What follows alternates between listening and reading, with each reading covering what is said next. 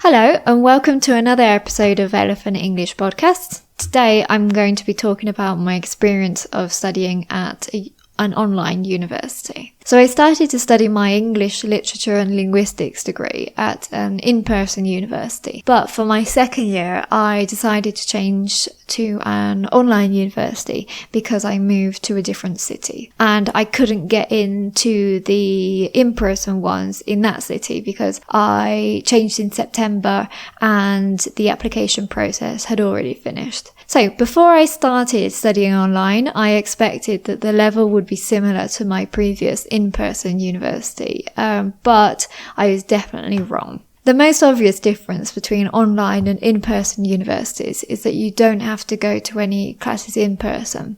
This is quite good because you don't need to live in a certain area near the university or live on campus. You don't have a set timetable and you don't lose so much time. Studying at an online university allowed me to work in the evenings as I didn't have to commute to class in the mornings or in the afternoons. So online universities are good for people that work full time and can't give up their job to go back to studying, for example. Also, I think that it creates opportunities for people that don't have enough time to study a whole semester full of subjects at a time. You can choose to do as many subjects as you want per year. So if you only want to do 4 subjects instead of 12 per year, it is a great option. In my case, I decided to do more subjects than normal so that in my final year, I didn't have to do so many subjects while I was doing my dissertation. Normally, there are 2 semesters and you do exams in January or February and then some other ones in May or June. And then if you fail in an exam, you can retake it in September. So what I did was treat September as if it was a third term and did 2 or 3 exams in September.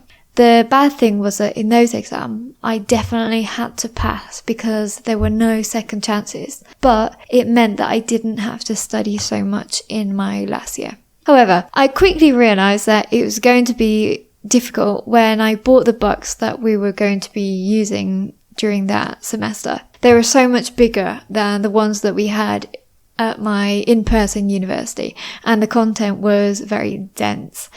Also, in the 3 years that I studied there, I found that we did so much more content than at other universities, at least in this country, because there was no excuse not to finish studying the books at the end of the semester. Normally, at an in-person university, there are days when you miss class because a teacher is ill, it's a bank holiday, or there's a strike, for example. But at online universities, as you are the person who's responsible for your own learning and you don't depend on anyone else, the exam will always be of all of the content of the book. For example, in the subject that was called English Syntax, my ex-classmates from the other university only did a third of the book, whereas we were tested on all of it. So I suppose that this can be a good thing if you want to learn more, but it is a bad thing because in the end, my ex-classmates and I have the same degree certificate, so...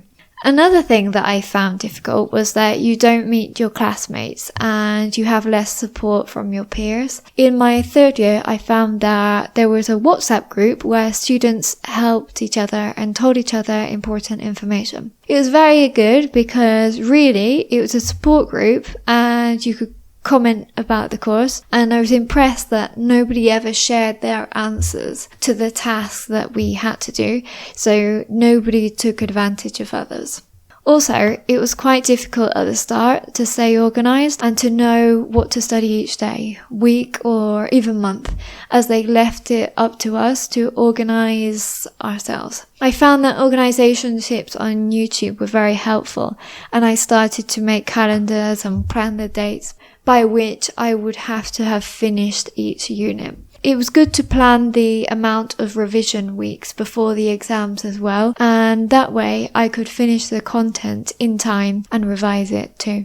So, after studying my degree at an online university, when I returned to my master's degree at an in-person university, I found it a lot easier.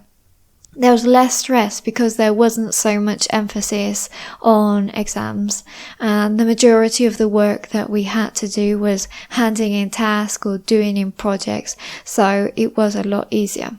However, I did find that my master's dissertation was a lot more difficult because it was a lot more demanding. At the online university, my dissertation wasn't very complicated at all, and we didn't have to present it because it was all online.